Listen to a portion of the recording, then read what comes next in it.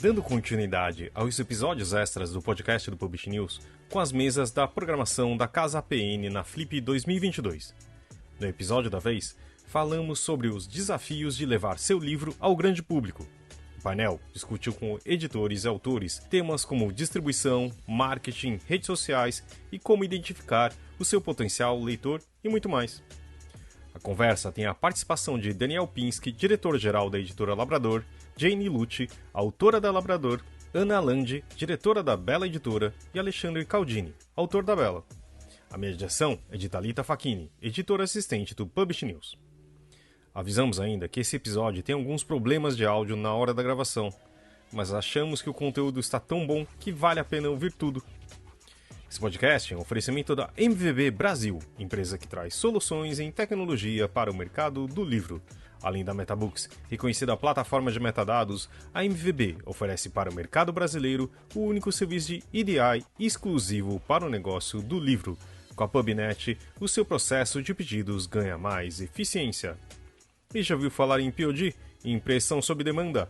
Nossos parceiros do Um Livro são referência dessa tecnologia no Brasil, que permite vender primeiro e imprimir depois, reduzindo custos com estoque, armazenamento e distribuição. Com o POD da Um Livro, você disponibiliza 100% do seu catálogo sem perder nenhuma venda. A Casa Publish News 2022 tem o patrocínio master da Câmara Brasileira do Livro e Transpo Express. E o patrocínio de Um Livro, Maralto Edições, Outra Margem, Universos Editora, Bookwire, Primavera Editorial, MVB, Bela Editora, Paderna Literária, Snell e Editora Labrador. Esse é o episódio número 250 do podcast do Publish News, do dia 21 de dezembro de 2022, gravado no dia 24 de novembro. Eu sou Fábio Errara e esse episódio conta com a participação de Daniel Pinsky, Jane Lucci, Ana Landi e Alexandre Caldini e de Thalita Facchini. Edição de Fábio Errara. E não se esqueça de assinar a nossa newsletter, nos seguir nas redes sociais, Instagram, LinkedIn, YouTube, Facebook e Twitter, todos os dias com novos conteúdos para você. E agora, os desafios de levar seu livro ao grande público.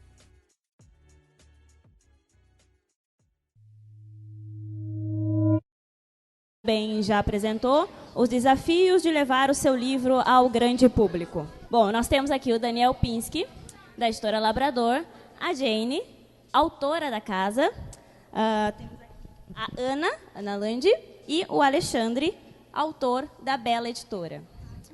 Bom, e a gente, na verdade, durante toda essa programação desde quarta-feira, querendo ou não, em toda a mesa, a gente meio que cita os desafios de levar o livro ao grande público, né? Agora, a gente tem aqui essa mesa especializada para isso. Ontem também a gente teve aqui uma mesa com os autores da Labrador especificamente, e cada um dos autores especificamente também, ele tinha muito bem a visão de que não é só publicar o livro. Todo o processo que vem depois também conta muito e é muito complicado. Então, primeiro eu vou começar com o Daniel e com a Ana, para vocês poderem explicar para a gente como é o desafio de vocês, como editora, de levar o livro dos seus autores para o grande público, de encontrar lugares, encontrar a visibilidade nas livrarias e em outros lugares para levar o livro para o povo poder conhecer. Quais os seus desafios? Olá, oi gente. Citei muitos desafios para uma editora de porte médio ou grande, né? Você imagina para uma editora pequena, né? Eu comecei há 12 anos atrás, vim do jornalismo, trabalhei 12 anos na Folha de São Paulo, 2 anos no Estadão, 5 no Valor Econômico, e não tinha muita experiência no que era o mercado editorial em si. Sabia editar, mas não sabia o que viria pela frente. São muitos os desafios, né? Eu vou começar por alguns. Assim, o mais grave, eu acho, o mais difícil de tudo seria bancar um financiamento, conseguir encontrar bons autores que estejam dispostos a participar dessa caminhada com você. para uma editora que é o que algumas pessoas chamam de boutique, que eu não acho que é o meu caso, né? Mas que tem um catálogo menor, a gente tem que trabalhar caso a caso. Então, eu preciso muito da parceria do autor. Autor que não se envolve não vende, principalmente, né, nesse mercado mais agora restrito, com mais dificuldades e tal. E a Ana falou um ponto interessante que realmente, se já é complicado para uma editora de grande porte, para uma editora média e pequena ou independente, enfim, a gente sabe que tem outros desafios e se não mais. Pinsky, seu depoimento. Bom, boa tarde a todos. Bom, em primeiro lugar, desculpa a minha voz, tá? Aqui em Paraty a gente começa cedo e acaba bem tarde, né? A gente tem muitos desafios, claro, é difícil responder de uma maneira simples a esse tipo de pergunta, mas eu queria começar falando também a mesma coisa que a Bela, quer dizer, eu comecei no mercado editorial há um pouquinho mais de tempo, eu comecei em 1987, meu pai abriu a editora chamada Contexto, ela continua existindo, da qual eu sou sócio, e toco a área comercial. Então, quando eu abri a Labrador, que é uma editora de autopublicação, tem um perfil diferente, inclusive, dos trabalhos da Bela, então acho que os desafios, em algumas partes, são um pouco diferentes, principalmente na parte de financiamento e tal. Eu utilizei o conhecimento que eu já tinha e que eu continuo tendo e fazendo com a Contexto.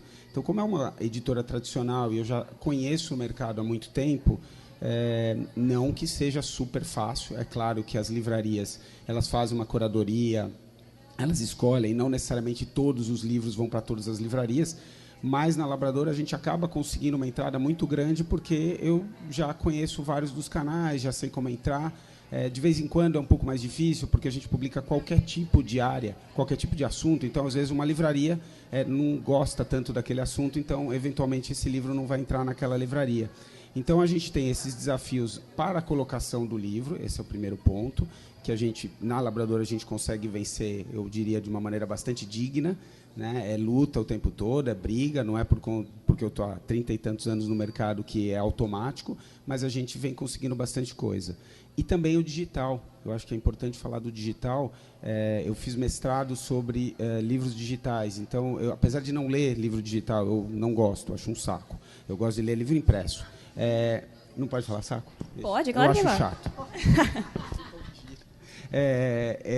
A gente trabalha na Labrador com um monte de tipos de modelos de negócio. Não é simplesmente colocar o e-book na Amazon.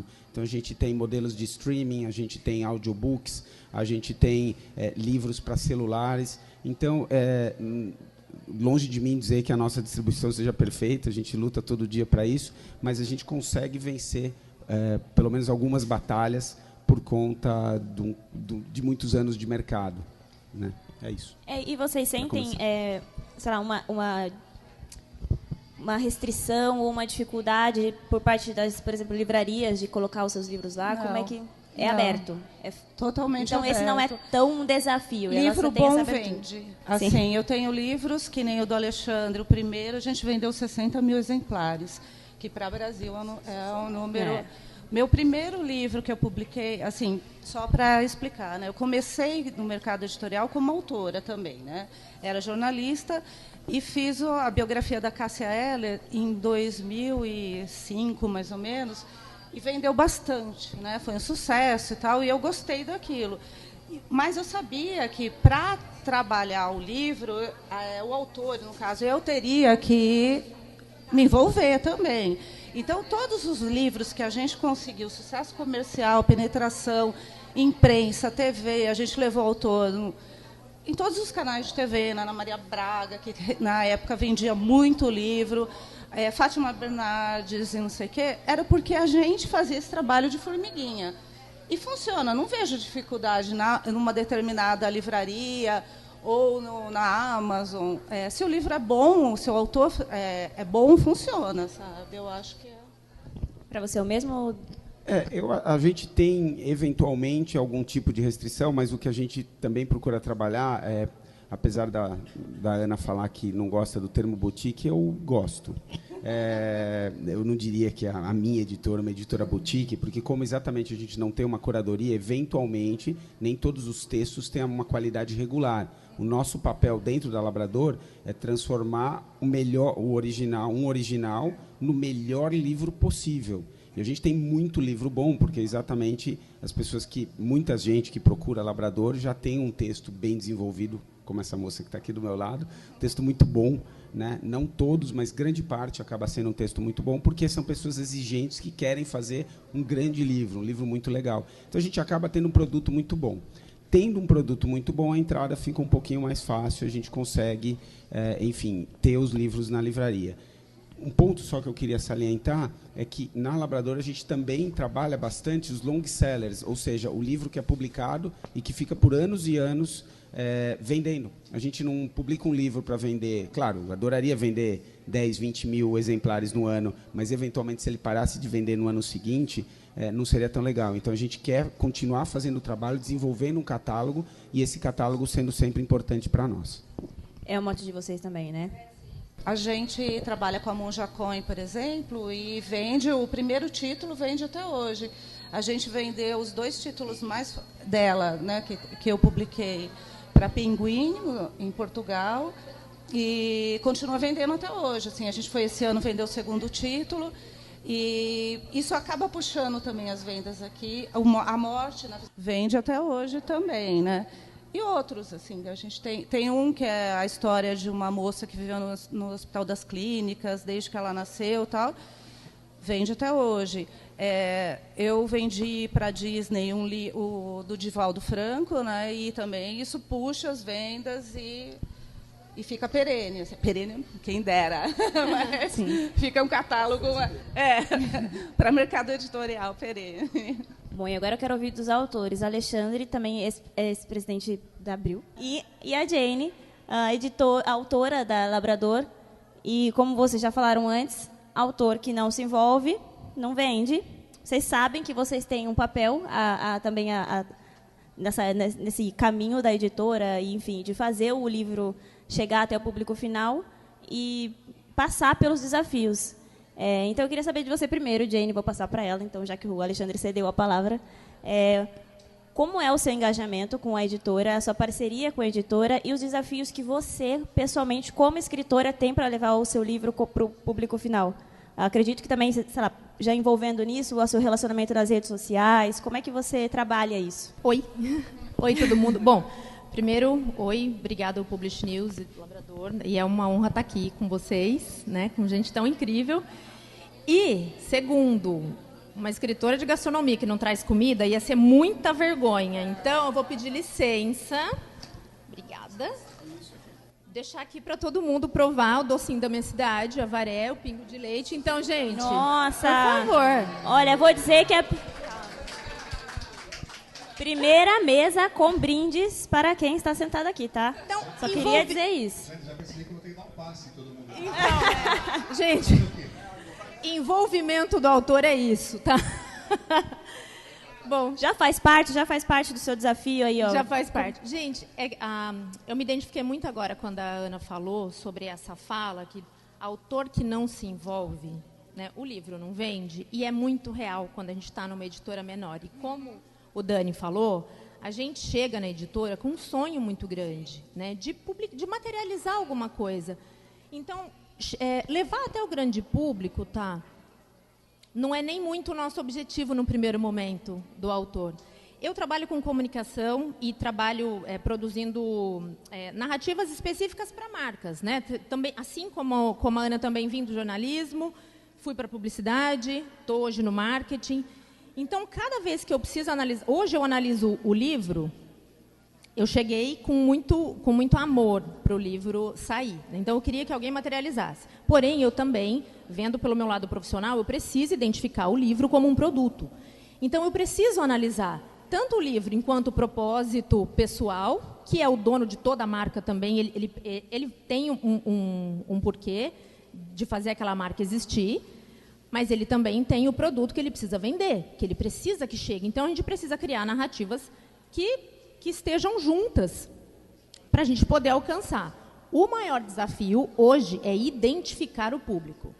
Porque hoje, trabalhando com pesquisa de mercado, por exemplo, o mais difícil é identificar o público. Porque se antigamente a gente conseguiria trabalhar com nichos, Hoje eu tenho bolhas de milhões. Então, o meu livro pode, sim, estar nesse grande público, na mão de influenciadores digitais e blogueiros, e não necessariamente ele ter a relevância que eu, no meu caso de gastronomia, de estar na mão da Rita Lobo. Então, aquele espaço é dela. Né? Até eu ser convidada para a Ana Maria Braga, para a gente conversar sobre comida, é um outro público e ela está numa outra prateleira. Então, hoje, o maior desafio para mim é identificar o público. Saber quem ele é, né? E, usando a palavra antiga, nichar direitinho para poder chegar nessa bolha. Né? O que não garante, assim, de repente, a relevância dele, porque eu concordo com o que você falou. Né? Livro bom vende. Né? Então, acho que, para mim, hoje, vendo, o desafio é esse. Achar quem é a pessoa, para quem que eu quero vender. Né? Considerando que eu ainda não sou uma best-seller como a Lê, né? Então, nem a Ana. Né? Então... Alexandre, você concorda? E acredito que você tenha um engajamento até melhor ou maior, não sei, por saber como é que realmente todo o processo e por ter já trabalhado, enfim, estar por dentro desse mercado. Como é o seu engajamento e os desafios que você pessoalmente vê nesse mercado para levar o seu livro ou os livros em geral para o público? Bom, primeiro, boa tarde, né? Quando eu comecei, e as editoras, né, tanto a Ana quanto eu, falaram assim, não, quem vende livro é o autor. Eu falei, puta conversa fiada, né? Agora sou eu que vou ter que vender, né? Mas é verdade, né? Se você não se envolve, não acontece. Deixa eu contar um pouquinho a minha historinha, rapidinho a história, como é que eu cheguei nesse ponto, porque é curiosa e ajuda a compreender a venda. Uma das coisas que ajudou a vender é o estranhismo entre o cara ser executivo, né, de uma grande empresa e ser espírita. Como assim, ser espírita? Mas você usa terno de gravata, fala inglês, né? Essa estranheza ajudou, porque é uma coisa curiosa. Né? E aí eu sempre gostei de escrever e tal, mas nunca tinha escrito um livro. Comecei a escrever, eu escrevi um livro, na verdade, não estava na Abril ainda, a pedido da Super Interessante, que era uma coleção de primeiros passos antigamente, né? E ele escreveu um livro sobre espiritismo, eu fiz. E vendeu legal, vendeu 5 livros e tal, e acabou, esgotou. Aí eu estava no Valor Econômico, a Ana, que eu não conhecia, me contata e fala, eu queria publicar novamente aquele seu livro. Pode ser, a gente escreve. Bom, mas eu acabei de escrever um outro, chamado A Morte na Visão do Espiritismo. Você não quer olhar? Vendei para ela A Morte também. E nós publicamos pela Bela, tanto A Morte na Visão do Espiritismo, quanto esse livro do Espiritismo. O livro do Espiritismo é um de uma coleção de religiões. Tem budismo, islamismo, tudo é um deles. Né? E aí, com a Ana, foi uma surpresa muito interessante e agradável. Nós não nos conhecemos, somos super amigos até hoje. E o grande lance, eu acho, que tinha a diferença entre uma grande editora e uma pequena editora, ou boutique, né? Os meus 2 livros, outros agora, A Morte na Visão do Espiritismo e A Vida na Visão do Espiritismo, estão nessa estante. Eu levei para essa estante, que é uma super grande, né? Enorme. E na dela está o Espiritismo. Qual é a diferença? Eu acho que é bem aquela conversa que tem em inglês, né? Você prefere ser o quê? Um peixe grande num lago pequeno ou um peixe pequeno num lago grande, né? Você está numa grande editora, tem os status da editora, super organizada, tem todos os departamentos, marketing, vendas, os relatórios são impecáveis, tem onde vendeu, quanto publicou, quanto e-book, quanto audiolivro, é muito interessante. Mas você é mais um lá dentro, né? Eu sou o número 428, os 2 livros juntos já venderam 160 mil exemplares na Morte à Vida. É uma venda boa no Brasil, né? Mesmo assim, eu sou mais um cara lá dentro, mesmo que eu estou super bem, então eu sou mais um cara. Na Ana, não, na dela é diferente, porque eu falo com a dona, né? E falando, nós estamos planejando um livro agora, vamos lançar um livro aqui mesmo. Nós conversamos no carro, né, via WhatsApp, quando ela me convidou para cá, eu tinha uma ideia de um livro. Daí mandei um áudio para ela, nossa, que legal, vamos fazer e tal. Essa agilidade da pequena editora é muito legal. E para quem está começando, é mais fácil você emplacar o título numa editora menor. Né? Então, para mim, foi meio que uma coincidência que funcionou bem. Com relação ao público, gente, você tem toda razão. Eu também não acho, Dani, que o lance grande público do começo. O meu livro é para espírito e para não espírito. Eu tentei escrever para não espírito. Né? Você que não é espírito, entenda como o espírito de a morte, que é o público muito maior e quem tem dúvida maior. Né? Que a morte, aliás, eu sei que dizer, vocês todos estão aqui hoje morrerão, não sei se vocês sabem disso, foram avisados já? Não. Algo mais universal que a morte não existe, eu espero que não seja agora, mas pode ser que seja agora, inclusive. E aí, como é um tema universal, né, que a gente pouco conhece, tem receio e tal, ele acabou impactando de uma forma legal. Mas tem como é. Né? Na dela, o que ninguém foi me levou. A Maria fez um sucesso enorme a partir da Maria bombou, por isso foi em primeiro lugar na Veja, né? Na Veja já foi há semanas. Né? Então, eu tive a sorte de ter uma editora que trabalhou firmemente o livro. Né? Depois foi na Fato de Verdade, o Faustão mostrou o livro, teve uma resenha excelente do Marcelo Socorro no Foro. Né? Tudo isso, claro, que ajuda. Agora, você tem que também estar disposto. Eu vou onde me convidar. Eu vou fazer uma palestra E Votorantim, você distribui para 12 pessoas, se puder, eu estou indo. Nunca recusou nada. Até as maiores furadas. É legal também, você conhece gente, você conversa com gente, você sabe casos. Eu uso casos que eu ouvi ali, uma outra palestra lá em frente, uso nos meus livros, né? Então, essa participação é muito importante. Agora, tem que ter tempo, tem que ter uma ciência, tem que estar afim de fazer, né? E rede social nem se fala, né? Rede social, eu posto tudo o tempo todo, postei 2 vezes. Você me marcou, te marquei de volta, né? Postamos, eu já cheguei aqui, já postei. É importante, porque ali a coisa vai acontecendo, as pessoas vão sabendo que eu li por ali. Bom, tempo e paciência eu acho que é essencial para todo mundo, né? Jane, você concorda nessa visão de editora pequena e essa exclusividade, essa proximidade que você tem com o pessoal da editora? Sim, eu ia, de novo, né, eu ia validar e ver, né, sentir também, o que o Ale falou, porque assim, sem o apoio do Daniel e sem assim, a proximidade dele em sentar comigo e falar, Jane, deixa eu te explicar o que está acontecendo, com o teu livro é assim, né?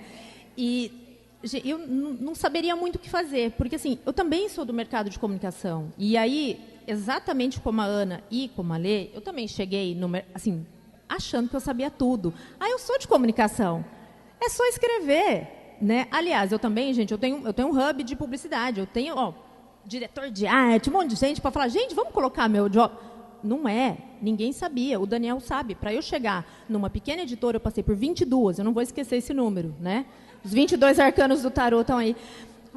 22 editoras até chegar no Daniel. E cada uma com uma abordagem diferente, da grande à média. Então, assim, chegar com a equipe do Daniel, aí encontrar o pessoal do marketing, o processo todo dentro da editora, fazer com que eu falo, Jane, você põe a mão na massa. Porque eu até achei que acho que eu vou entregar o job, tá? Né? Não. Né? Então, assim, eu participo ativamente. E é muito legal, porque a divisão de tarefas é muito importante. Falo assim, você é autora, então se porte como tal. Né? Você precisa trabalhar, você precisa escrever direito, você precisa divulgar, fazer a campanha. Se você não é da comunicação, use isso a seu favor. E a editora faz o grande papel dela, que é nos ajudar nessa distribuição. Né? Distribuir, colocar você em oportunidades. Então, essa proximidade com a editora pequena, é incrível. O Ale falou da frase do aquário, né? Eu uso uma muito que cabeça de sardinha, né? Ou rabo de baleia. Na sua área você tinha que usar alguma coisa também.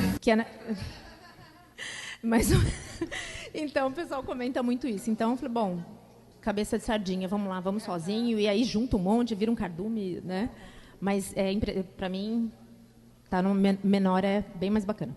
E a gente sabe que é muito trabalho, é muita correria, tem que se engajar e tem que ir atrás de fazer acontecer. Mas eu queria saber do lado agora, de novo, das editoras, porque nos últimos anos, editoras pequenas também cresceram muito no mercado editorial. Enfim, a gente está vendo ressurgir novas editoras e até novas livrarias pequenas e tudo mais. Eu queria saber de vocês uma visão geral, Daniel. Você acha que melhorou? Você acha que vocês têm mais visão, mais visibilidade, mais oportunidade agora com, sei lá, qualquer mudança que você tenha visto no mercado editorial? A pergunta também, de novo, é um pouco complexa e tanto quanto ampla. A gente realmente percebeu um grande crescimento de várias editoras. A gente tem eu não queria entrar em muito detalhe técnico, mas a gente teve eventos que aconteceram em 2018 e 2019, que foram a falência de 2 grandes livrarias, pré-falência da Saraiva e da Cultura, tá? Isso fez com que a Amazon começasse a crescer, e aí, quando entrou a pandemia, ela explodiu, né? Então, a Amazon ela ocupou um pedaço de mercado gigantesco. A Amazon é um cliente só. Vender para a Amazon é muito simples, é fácil. Né? Se o livro está girando, os algoritmos geniais dela vão fazendo com que, enfim, ela vai comprando mais. Então, é muito mais fácil a distribuição se você tem apenas um canal. É claro que depois esse canal pode matar você, né? Mas isso aconteceu. Então, isso também facilitou o crescimento, a chegada e o crescimento de muitas editoras menores. De novo, existem vários nichos de editora. A minha editora e a da Ana são editoras de nichos completamente diferentes. A gente não tem... são editoras ambas, mas a gente não enfim, concorrente direto, né? Então, tem que pensar um pouquinho depois em nichar também as editoras. Eu só queria aproveitar a tua pergunta e dar um pulinho aqui. Eu queria discordar dos meus colegas aqui, botar um pouquinho de polêmica. Na minha experiência, não é verdade que livro bom vende. Tá? A gente publicou na Contexto muito livro bom que não vendeu. Tá? A gente imagina que não seja só por incompetência nossa, mas isso acaba acontecendo com todas as editoras de mercado. Tá? Isso é absolutamente muito, muito comum. Na Labrador, a gente tem experiências também. E o contrário também é verdadeiro, se vocês olharem a lista de best-sellers. Tá? Livro ruim vende. Tá? Então, não é a qualidade intrínseca do livro que faz um editor escolher se ele vai publicar o livro ou não. Não se enganem. É se ele acha que o livro vai vender. Tá? É claro que, como eu tenho 2 editoras, uma de autopublicação e uma comercial, na minha editora comercial, a gente trabalha um pouquinho diferente, porque ela tem um nicho universitário. Então, a gente publica livros que a gente acha importantes para o Brasil. Mas aí a gente publica, eventualmente, com tiragens muito baixas, simplesmente para tê-los. Mas esses não são os livros que vão pagar as nossas contas e a gente precisa que elas sejam pagas. E, na verdade, está aí um grande desafio, né? Como fazer o livro bom realmente vender? Ou, sabe, o livro ruim está ali vendendo e vice-versa. É uma coisa que... O segredo, o grande segredo, não é nenhum segredo, é óbvio, é o marketing. Tá? Quer dizer, você consegue vender um monte de porcaria. Aliás, em todas as áreas. Então, isso é possível você vender. É claro que, dependendo do perfil da tua editora, eu não conheço a da Ana, mas eu acho improvável que ela tenha alguma porcaria no catálogo dela. E eu acho improvável que todos os livros dela vendam bem. Não, por um lado, eu entendo o que você está dizendo. É muito simplista você dizer livro bom vende. Tem que ter todo um conjunto de coisas. Ações boas fazem um livro vender, seja para o bem ou para o mal, né? Tem muita porcaria que vende, sim. Tinha uma época que teve aquele boom de autoajuda, boom de livros de histórias de vida, de colorir e tudo mais, que era fácil de... Não é que é fácil, mas você conseguia trabalhar, mesmo que não tivesse... É o que a gente chama de bomboniere, né? Sim, na gastronomia. O artigo de bomboniere, vai vender. Isso. Então, eu acho que não é que o livro, por ser bom, ele vende. Ele tem que ter uma série de variantes positivas. E concordo, eu tenho 2 livros no catálogo, que eu não vou nem falar qual que é o autor, mas que ele é muito conhecido, muito famoso, é tipo o maior biógrafo do Brasil e que Para que a gente vai saber. Vamos lá pesquisar. Vamos pesquisar, vamos lá no catálogo da Bela. Não estou dizendo que não venda. Opa, tá acontecendo. Mas que realmente o livro é excelente, mas você tem que achar um nicho para ele para trabalhar. E tem que ter timing, porque às vezes vem um puta livro bom, mas ele não está na hora certa, assim, não é? O assunto já passou, já ficou cansativo. Então é tudo. E a gente tem nicho, a gente tem áreas muito diferentes, realmente, e porte diferente, né? Falando um pouquinho de livro bom. O que é um livro bom, né? Está claro aqui que não necessariamente é um livro vendável, que vende bem. Né? Então, acho que o conceito de livro bom precisa cuidar, porque se for só uma análise da literatura em si, não garante a venda. Com toda a modéstia, falando assim, o que falo dos meus livros, toda hora eu recebo a mesma avaliação. Você fala de uma forma fácil. Eu entendo o que você fala. Ainda mais no espiritismo, que é uma coisa rebuscada, chata, de linguagem. Querido irmão, eu não falo assim, eu falo como a gente está conversando aqui. Né? Então, tem algumas dicas que são preciosas. Né? E não é que eu escrevi falar, deixa eu escrever de um jeito fácil para que as pessoas entendam, gostem e falem bem do livro. É como eu falo, né? E acabou dando certo. Então, acho que a linguagem é uma questão importante, sucinto, né? Uma coisa, livro americano, uma mulher fala, estou lendo um livro aqui, o cara não disse nada em 60 páginas, enche o saco, você não entra, né? E outra coisa que você falou da Amazon, né, Daniel? A avaliação de estrelas da Amazon eu uso muito. Os 2 livros estão com 5 estrelas lá, com 300 avaliações. Eu uso isso pra caramba, né? Até agora não usei as frases que ele escreve, mas é muito legal você ver um leitor e falar, nossa, esse livro foi importante, morreu meu pai, ele me ajudou, meu filho suicidou-se, ele ajudou. Então tem coisas muito legais que ajudam. E quando eu posto, a pessoa fala, esse livro foi ótimo, esse livro me ajuda. Isso é bacana, porque não é você falando bem do seu filho, mas alguém falando bem dele, né? Agora, isso você não força, se acontecer, você usa, né? Mas tentar ter um livro que seja palatável, interessante, claro, faz sentido. E agora eu queria, na verdade, que vocês falassem um pouco mais sobre as obras de vocês. O Alexandre falou, uma obra de espiritismo e tal, mas eu queria que você daqui a pouco mostrasse o seu livro. E você também, Jane. A gente tem aqui, na sacola, o seu livro. Você pode mostrar, contar pra gente rapidinho Sobre o que é, sobre o que fala, como foi feito. Vou contar, então, rapidinho. Pessoal, basicamente, esse foi o primeiro livro impresso, que chama Ensaio sobre a Cozinha Afetiva. Distribuído, né, tudo feitinho, bonitinho, pela Labrador. O que eu quis com esse livro, rapidinho? Acho que muita gente pegou ranço da expressão cozinha afetiva, eu, inclusive, para começar a escrever sobre. Eu comecei essa pesquisa em 2016, justamente porque todo mundo que ia falar sobre cozinha afetiva usava muito marketing da nostalgia e usava muito mal. Era sempre alguma coisa para vender ou uma coisa sempre do passado. Então, aquilo me incomodava, porque eu falava, gente, mas a gente não cria memórias novas, a comida nos afeta. E todo mundo usava o afetivo de bonitinho, né? E a gente queria entender, falando, gente, é o afeto, o afetivo de afetar, né? Então, eu comecei a pesquisa por outras áreas, né? Pela psicologia, pela nutrição, pelo comportamento, conversando com alguns chefes de cozinha e, principalmente, com todo mundo que cozinhava, todo mundo que cozinha. Né? Alimentação, gastronomia e cultura voltada à alimentação não é um assunto que tem que precisa ser restrito a pesquisadores. Todo mundo come, todo mundo cozinha. Então, todo mundo tem que, né, entender um pouquinho. Então, você é afetado pela comida o tempo todo. Então, a ideia foi sistematizar, foi um ensaio, foi abrir as discussões, né, sobre a cozinha afetiva. Né? Como que ela te afeta no dia a dia? O que você faz? Né? A gente saiu da cozinha, a gente não cozinha mais. Né? Então, a pandemia fez com que a gente voltasse um pouquinho para esse cômodo. Um monte de gente saiu fazer pão aí na pandemia. A gente resgatou, ligando o fogo, né? Fazendo uma analogia com o espírito, né? Ele te alimenta, ele está sempre aceso, está fazendo todo mundo pensar. O fogo é a única coisa que, mesmo você compartilhando, ele não perde o tamanho dele. Né? Se você tem uma chaminha, você divide, tem muitas chamas, você não perde nada. Então, eu achei muito bonito, simbólico isso, né? Vamos acender o fogo de novo. E aí eu puxei, né, a cozinha afetiva, o termo, que já estava super desgastado, pelo menos no meu meio. Ninguém aguentava falar em cozinha, falava, é cozinha de vovó. Eu falei, não, é também, mas é mais. Então, a ideia aqui no livro foi colocar um pouquinho de informação para que cada um consiga ler e identificar o que é cozinha afetiva para si. E, no fim das contas, gente, acaba sendo uma jornada pelo significado do sabor. Ponto. E cada um tem o seu.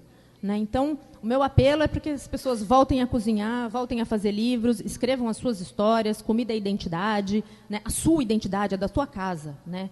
Não interessa se ela não é importante para o meio, é importante para você.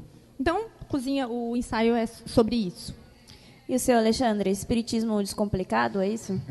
Bem parecido com isso. Mas eu queria dizer, a Jane muito obrigada. Lembrou que as pessoas fizeram pão durante a pandemia, né? Eu queria avisar o Daniel e a Ana que na próxima pandemia eles vão fazer livro. Vocês estão... Bastante, né? Vocês vão fazer pão, exatamente. Quem sabe?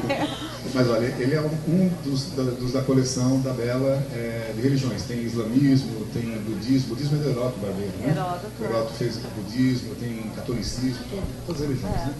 E o que eu acho que foi legal é um pouco que você falou, é espiritismo descomplicado. No espiritismo, assim como você falou que a cozinha tem uma coisa meio desgastada, eu acho o espiritismo brasileiro muito chato. Né? Você tem autores... Como espírita, eu concordo. Estou conversando um pouco. A literatura espírita é muito...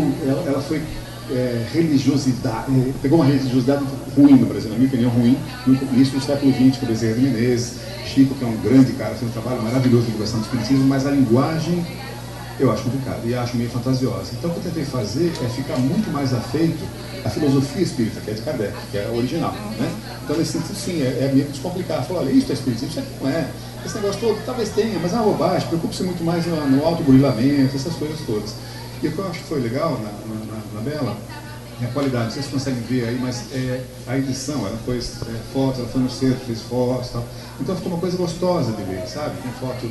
Cada autor tem, o Heródoto para ele lá no lugar dele, lá, como é que chama? Templo budista, né? Então essa. Foi que fossem. Não, pode falar. Que fossem todos jornalistas. Fossem todos jornalistas. Não, assim, que não fossem. Assim, o que a gente fez sobre essa coleção não é escrever sobre religião, uma pessoa que fosse, sei lá, um religioso, eram jornalistas, pessoas com texto bom, com uma experiência de praticante, mas também com uma visão diferente, né? Uma visão mais ampla do que aquele que é. Estava com essa cheira ali fora, a gente falava disso.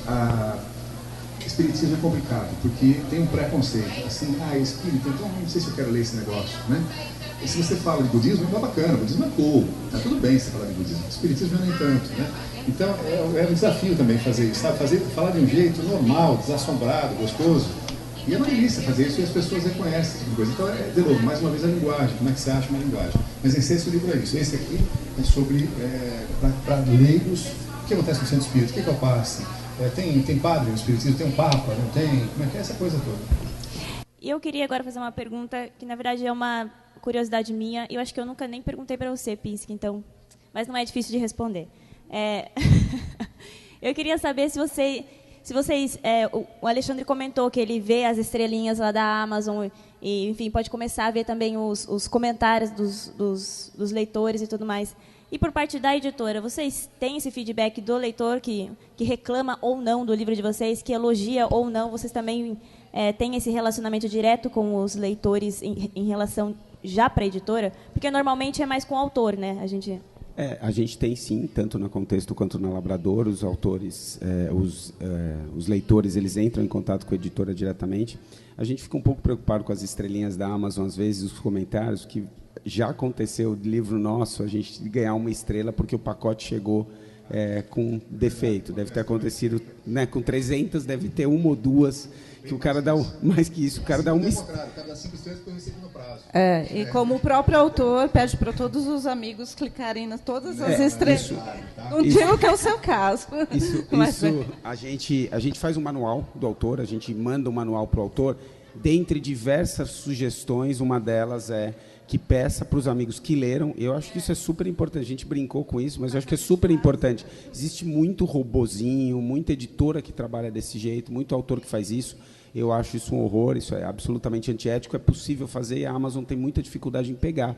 Existem empresas que fazem isso, que elas escrevem resenhas em bots e eles conseguem colocar. Nos Estados Unidos isso daí virou polêmica um tempo atrás, né, sobre isso. Isso. Compra verificada. Mas, de qualquer maneira, na Amazon, essas estrelas que o Alexandre citou são super importantes, mas, respondendo à tua pergunta, os leitores sim entram em contato com a editora, às vezes criticando, ou dando uma sugestão, ou eventualmente achando um erro em algum livro, às vezes passa, né? Infelizmente, nós, editores, estamos sujeitos a isso, a gente odeia, né? A gente fica muito bravo, mas, felizmente, pelo menos lá, são falhas muito pequenininhas e a gente corrige na edição seguinte, não tem problema. Então, sim, o contato com os leitores é super importante e a gente sempre encaminha para o autor. Independentemente do que vem para nós, a gente passa para o autor e, dependendo do que for, a gente pede para o autor responder. Na Bela é a mesma coisa, Ana? Conta para a gente. Mesma coisa também. O feedback, às vezes, é positivo, às vezes negativo, mas a gente tenta responder a todos. É óbvio que, quando você tem uma equipe menor, fica mais complicado para... né, mas eu também costumo passar para os autores, se tem alguma coisa que é pertinente, que você percebe que pode ter sido um erro, alguma coisa assim de edição, a gente tenta corrigir o mais rápido possível. E trabalhar, no meu caso, assim, eu tenho tentado trabalhar com tiragens menores, não só pela questão econômica, porque há um tempo atrás a gente fazia tiragens altíssimas, né? E vendia, assim, sei lá, antes da falência da Saraiva e da Cultura, tinham vendas de 30 mil reais de um livro, e não sei quantos exemplares, tal. Hoje em dia é aquela coisa, é a Amazon, que a gente tenta não ficar na dependência deles, e as pequenas livrarias que a gente tem contato, né? Trabalhando para ter o livro em exposição, e aquilo que a gente estava conversando até com os meus autores, aliás, com o Leandro, ali, que está lançando o livro dele, Dinheiro, aqui, muito bom o livro dele. E ele veio para cá e eu falei, olha, trabalhe. Ele falou, não, mas dá vergonha e não sei o quê. Não, tem que ir atrás, né? E tudo isso porque é uma coisa, voltando, de tiragens menores, para a gente sentir o mercado, né? No meu caso, principalmente, e dá mais certo, no caso de um feedback negativo, alguma coisa, a gente vai conseguir identificar e corrigir se vale a pena, né? Se o livro tem chance de que aquilo atrapalhou um desempenho, que o livro é bom o suficiente para você reinvestir, a gente usa feedback de autor, de livraria. Às vezes, se eu faço, que nem o Alexandre falou, eu tenho um cuidado. Como são poucos livros, catálogo enxuto, eu dou um tratamento diferenciado à parte gráfica. Que todo mundo fala, o livro é super bonito, é caro. Mas as próprias livrarias falam, não faz isso não vende, sabe? Ou tem que vender por um preço tão caro que ninguém não vai cobrir, não vale para ninguém, né? Então, isso eu também passei a levar em consideração, feedback de livraria, de autor, de... Posso perguntar? Claro. Eu queria te perguntar uma coisa, se permitir, os dois. Como é que está os livreiros, por exemplo, o cara que vende o livro na livraria? É um sujeito importante esses trabalhos, esses caras, ou não? Pode falar. Os que estão vivos ainda... Brincadeira. Felizmente, não, eu não vou dar más notícias, não são boas as notícias. É claro que ainda não houve um movimento de recuperação total. Tá? A Saraiva tinha 101 lojas quando ela começou, hoje ela começou a ir para baixo, e hoje ela tem, se eu não me engano, 33 ou 34. Tá? A Cultura tinha 17 lojas maravilhosas, todas as 17 lojas e grandes, e ela tem hoje 1,5, e que, enfim, é triste dizer, mas está difícil de entrar lá. Então, a partir disso, começou um movimento também de livrarias independentes, como Livraria da Tarde, que você citou, Megafauna, em São Paulo. Estou falando algumas de São Paulo, que eu estou lá em São Paulo, mas aconteceram em várias outras cidades. A leitura cresceu muito, é uma rede também. Tá? A Travessa cresceu com algumas lojas, inclusive em São Paulo, a Livraria da Vila. Tá? Essas cresceram bastante, mas elas não cobriram nem de longe o que Saraiva e Cultura representavam, principalmente para livros que, na média, eu e imagino que a Ana também façamos, que são livros, às vezes, um pouco mais sofisticados, dependem de um público um pouco mais específico. A Cultura realmente era um templo para a gente. Né? Então, infelizmente, não cobriu, né? O Alexandre me perguntou, mas... tem muita livraria nova, muita livraria pequena, muita livraria importante. Você tem que fazer o teu livro chegar lá, né? Não é fácil. A primeira pergunta da Thalita foi nessa direção. A gente trabalha diretamente com as livrarias e com distribuidores, porque não dá para trabalhar com todas as livrarias do Brasil. Então, felizmente, está crescendo, né? E eu acho que vai continuar crescendo. E outra coisa é que eu, não só a Labrador, mas eu estou acompanhando bastante eventos de lançamento nas livrarias, né? Vocês estão fazendo bastante, eu acho que ajuda realmente começar a popular e fazer o público ir nesses espaços menores. A gente fez um lançamento há 2 semanas na Drummond, da Mariana, ou da Mariana. Da Mariana Becker. Foram mais de 200 livros, filas e filas. E a Drummond é uma livraria que está, quem não conhece, ela fica onde era a Livraria Cultura no Conjunto Nacional, numa esquininha, onde era a segunda Livraria Cultura lá atrás. Então, uma livraria ótima. A gente fez outro lançamento na Livraria da Vila, foram 150 livros também. Então, os eventos de lançamento são muito importantes para começar a dar um agito no livro e para que as pessoas voltem a frequentar mais as livrarias. Me parece que elas não estão reclamando, elas estão realmente melhorando, estão bem. Claro, uma conversa. Pode perguntar.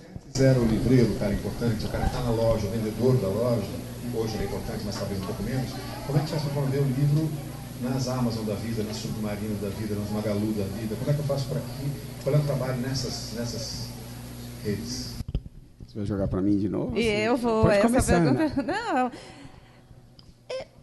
Não sei. A gente não tenta fazer muito isso, assim. É meio orgânico quando você... A Amazon, por exemplo, é tudo algoritmo. E a gente tem que trabalhar muito redes sociais,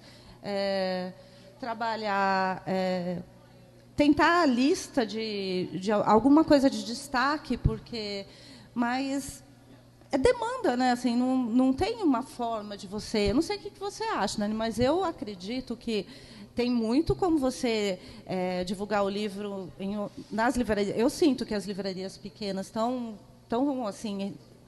crescendo, estão se recuperando. Se ainda não tem muitos livreiros, porque tem poucos funcionários, a gente trabalha com os donos, de conversar, levar o livro.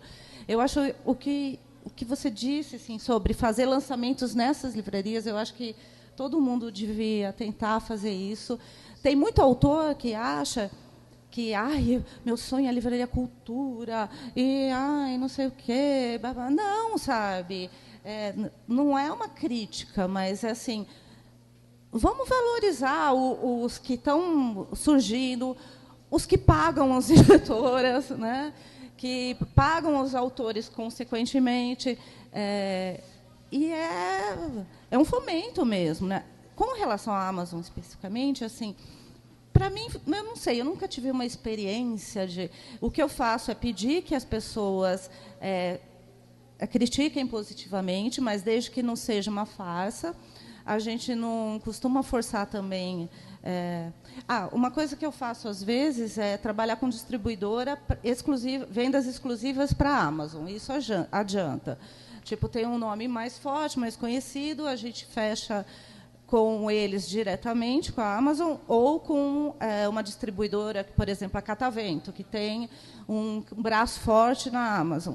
Aí, inclusive, eu fiz várias vezes impressão meio a meio com a Amazon, né? A gente faz quando é um título que a gente sabe que vai vender, que é forte, que interessa. Então, isso é um tipo de ação que eu faço. Se me permite, antes de você responder, talvez, sei lá, se eu complemento ou não, mas nos últimos tempos também teve mais apoio para as próprias livrarias físicas venderem nos e-commerces, né? Os marketplaces. Os marketplaces, enfim. Acho que ajudou e também ajuda as editoras, propriamente, de colocar os seus livros ali e ter mais espaço. Nos marketplaces é um pouquinho mais complicado de se trabalhar, mas na Amazon existem algumas maneiras interessantes de você trabalhar. Eu concordo que venda orgânica faz parte, mas isso está na parte de divulgação. Quer dizer, a divulgação, o marketing, etc. E tal, e de repente o livro começa a vender, obviamente não é por milagre. Mas a gente, tanto na Labrador quanto na Contexto, a gente trabalha com alguns pontos bem específicos. O primeiro deles são os metadados. Os metadados são os dados sobre dados, ou seja, os dados sobre o livro. Dados sobre o livro é o formato, o número de páginas, uma sinopse, mas é também palavras-chave, as famosas hashtags. É também uma classificação que se chama BISAC, que é a classificação de onde o livro vai estar. Quando a gente trabalha as sinopses, a gente leva tão a sério isso que, em cada uma das duas editoras, eu tenho uma pessoa que faz e eu, pessoalmente, supervisiono cada um desses metadados. Então, vou dar um exemplo específico. A gente tem um livro na Contexto que falava sobre o cérebro da criança, e existia um clássico que chamava O Cérebro na Infância. Então, a gente citou na sinopse esse outro livro. Olha, depois desse clássico maravilhoso, a gente lançou o nosso livro. Então, esse tipo de metadado também ajuda. E aí você vai criando um negócio que se chama círculo virtuoso. Em inglês é Wheel of Luck, ou alguma coisa assim da Amazon. Isso existe realmente. Quem lê livros sobre a Amazon vai encontrar, que é você ir fazendo o livro, ir tentando ensinar o algoritmo. É claro, eu não estou falando que isso é uma fórmula de pão, não é tão simples de fazer e nem sempre dá super certo. Mas você consegue trabalhar para que o livro vá subindo na classificação. Enquanto ele vai subir na classificação, ele vende mais, e aí você aparece mais nas buscas, e aparecendo mais nas buscas você vende mais, e você trabalha. Isso é uma ponta. E a outra ponta é trabalhar junto com os compradores da Amazon, trabalhando sempre que possível promoções, né, para que você compre um e leve outro, compre esse e compre aquele.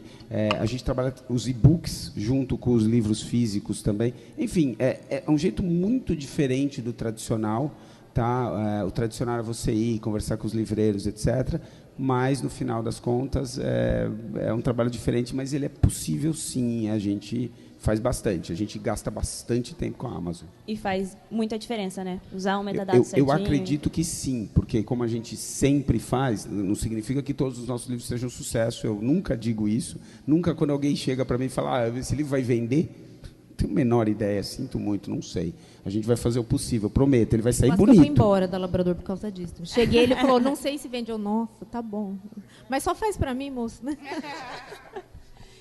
Bom, a gente já passou nosso tempo aqui, já. Uma conversa... o tempo correu. Mas eu só queria saber se vocês têm uma perguntinha. Meu Deus, 3. Olha, meu Deus, 3. Será que a gente consegue condensar isso em 5 minutos? Tudo bem? Obrigada.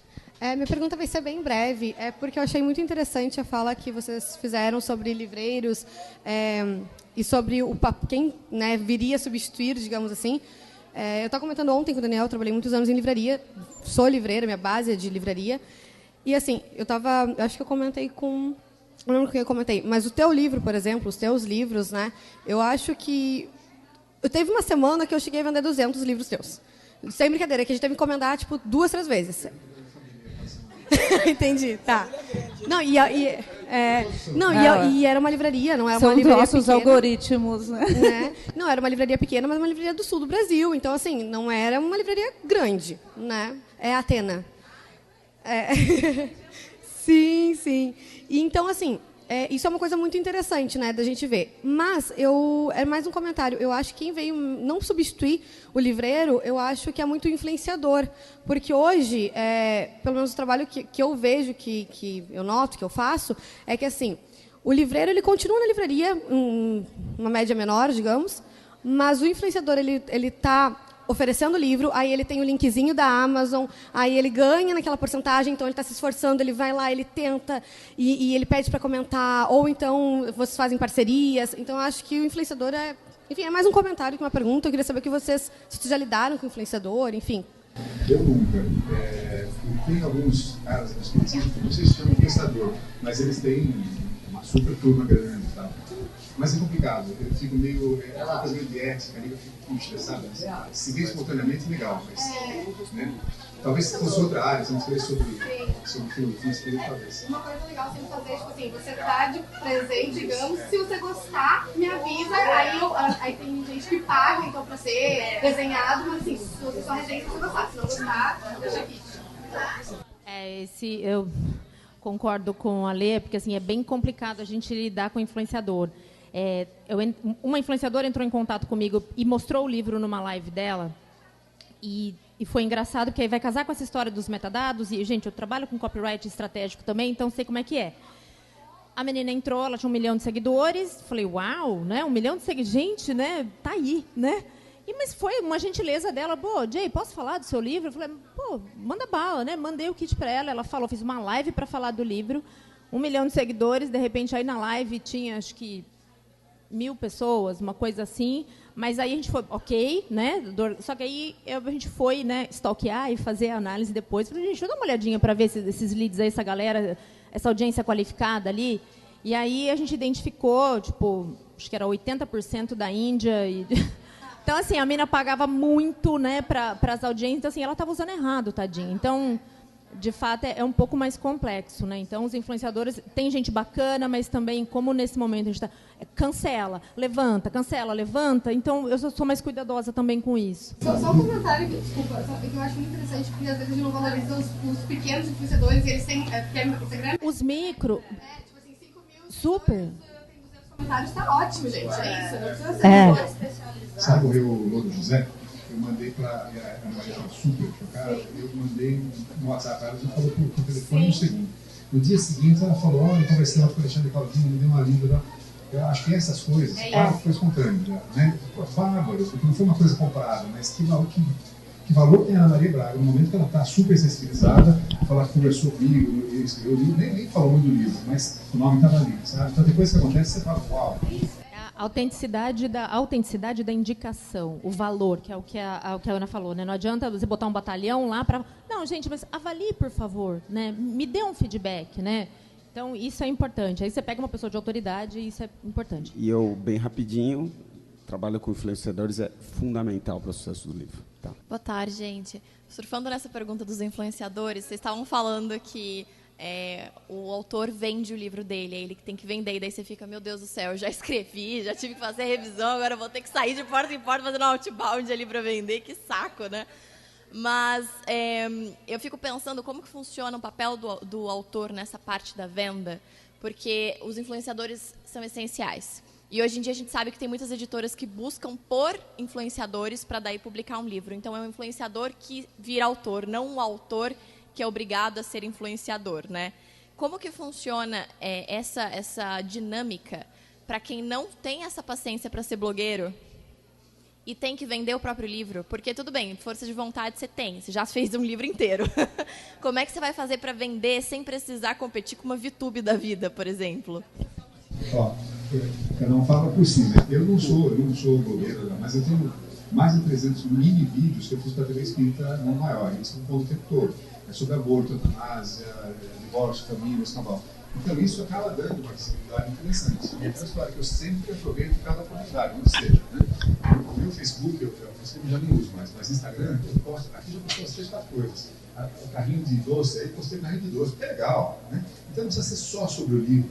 Então você é um personagem que dá a sua cara para as coisas. Né? Vejo uma flor maravilhosa, eu posto. Estou na praia de Deus legal, porque eu posto. Então isso vai compondo uma identidade que eu acho que é simpática, que vai além do perfil só do livro. Que até aquela coisa muito marqueteira é antipático, né? As pessoas pegam birra daquilo. Tem autor que é o tempo todo falando, mostrando, não sei o que, né? Nossa, é irritante.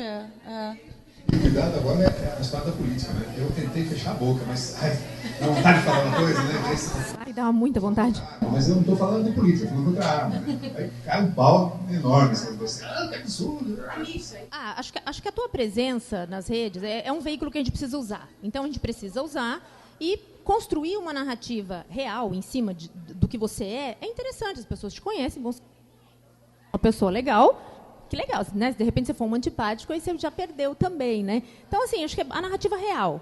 Agora, não só isso, né? Vocês focaram bastante em redes sociais, mas onde entra o autor nesse processo? Está junto com a editora, vamos participar dos eventos, das feiras, conversa com o autor, esteja presente na vida do seu filho, né? Então, é muito isso, saindo do off, né? E essa coisa também de achar que só vai o autor... mas não vai vender. Não vai vender mesmo. Mas, sabe, a Flip, por exemplo, muito do que você faz aqui não é para vender. Você está fazendo contato, você está conhecendo pessoas, relacionamento, sabe? Então, e quando eu digo assim, o autor tem que trabalhar, senão não vende. Não é também, é isso que você falou, eu revisei, eu fiz, eu vou ter que ir lá, botar minha banquinha, oferecer embaixo do MASP, não? Não, né? É estar junto, é isso mesmo, né? Estar junto. Não é. Ser parceiro. A Flip não é só para vender, mas o livro da Jane está à venda. Sim. Tá? Boa. Ali está o stand da Labrador aí do lado de vocês. Tá vendo? O marketing, o influenciador. E vai ter um valor incrível, porque uma coisa é preço e outra é valor. Quer dizer, se você ter um exemplar autografado na Flip pela Jane, eu vou fazer um descontinho para vocês. Baratíssimo. Gente, a gente tem menos 10 minutos, então a gente está na última pergunta para a gente responder. Bem rápido. Eu sou Juliana Mendes, sou psicóloga e também escritora independente. Então, a minha pergunta é para esse público que já escreveu um livro, né? Até porque, na verdade, foi a primeira porta que se abriu e foi muito rápido. Eu queria saber quais são as possibilidades, né, de um autor que é independente para iniciar, né, com o trabalho com uma editora.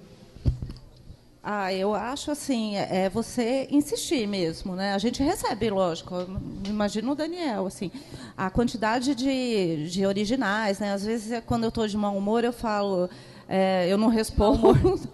O editor também fica de mau humor.